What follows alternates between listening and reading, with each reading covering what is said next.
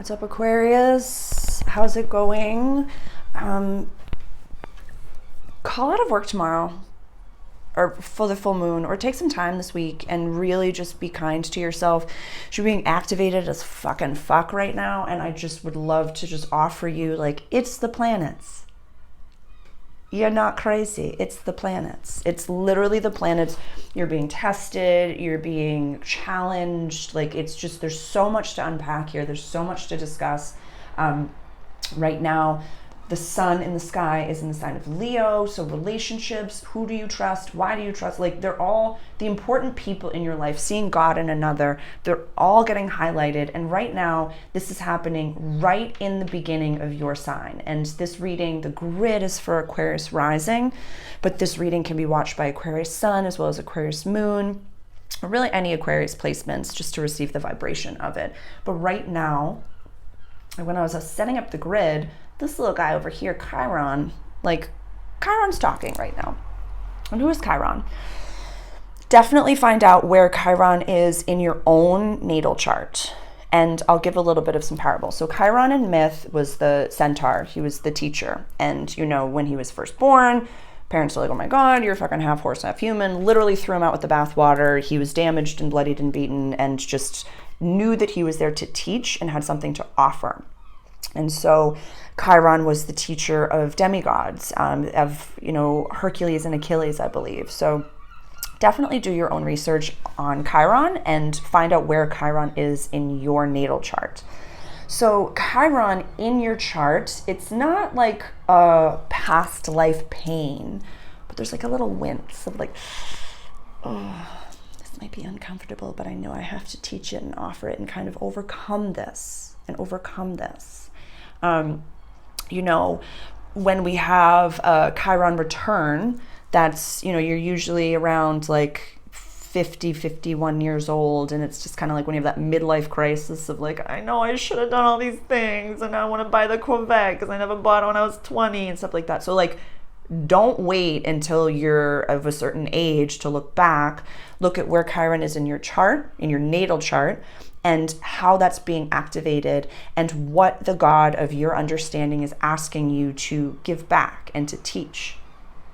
Because I highlight that because we have the nodes talking right now. We have the South Node that just finished its transit in Scorpio in your house of legacy, public life, and career, and is going to be doing the same deep dive in your house of quest, adventure, higher education, and long distance travel. And we have the North Node that has been blessing you with beautiful homes, lots of safety, lots of abundances down here in your fourth chart, and it's going to be doing the same to your communication house, same to your early learning, short trips, like your immediate surroundings, your immediate community. This is community and wishes for the future. These like your neighbors, the people you see in your everyday life. And the North Node is going to transit over that Chiron. Chiron's retrograde a little bit right now. We're in retrograde season. It's not in full force. We'll have Mercury going retrograde later this month. But this to me says, look at certain things that you're afraid to communicate. Look at certain boundaries. Look at how it is that you want to, or let me rephrase. When you're just walking down the street and you're heart out, tits out, and you're just like, everything's great. And then you see someone maybe from your childhood or from your past, your teenage years, and you're like, oh my God, do I even want to have this conversation right now? Do I have the energy for this? Oh my goodness, they knew me then, and blah, blah, blah. Or just keep on fucking walking and just keep on vibing and just keep on keeping on and keep on being. Yeah, release any sort of fear of being your full self. Aquarius, y'all are the King Arthurs of the world. Because Pluto's going to be in your sign, starting in the end, it's going to fully go into Aquarius in the end of 2024. And it's going to be there for 20 years. You've gone through Pluto transiting your 12th house. Wow.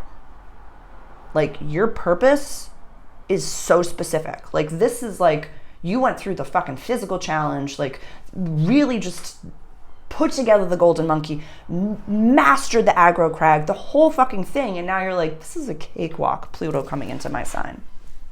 Because there's something about you, Aquarius, that knows that some shit's fucked up on the planet. Whatever you believe, you know that shit's fucked up, and you just kind of look around and you're like, I can't deal with this.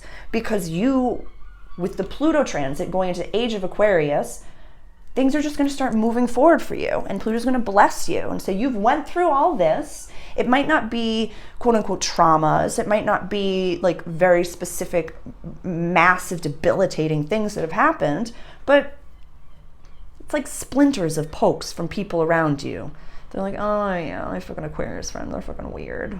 They're fucking weird. Who fucking cares if you're fucking weird? Don't fucking even put on that label. My siblings growing up, they would always say, I'd rather be weird than normal. Like, mediocrity around here is the biggest no-no. Absolutely not. Absolutely not. We are not basic in this community at this cafe. We literally transcend time and space by connecting. So, all right, we're going to talk a little bit about Venus retrograde in our house of relationships and really not diminishing ourselves for people anymore. It's just not the vibe and not the way. So I'm going to get into that in the private cafe. So the link for that is below. And I would love for you to join us over there. I have one tier in Patreon. So it's you get your sun, moon, and rising, any of the signs, all of my leadership, all of my creative expression, all of my performative healing. The whole thing is just in one tier. So please join me over there. Yeah, 7th and 8th house, we're going to just do a little bit of chit chats and preparing. It's going to be fun. I'll see you in a few.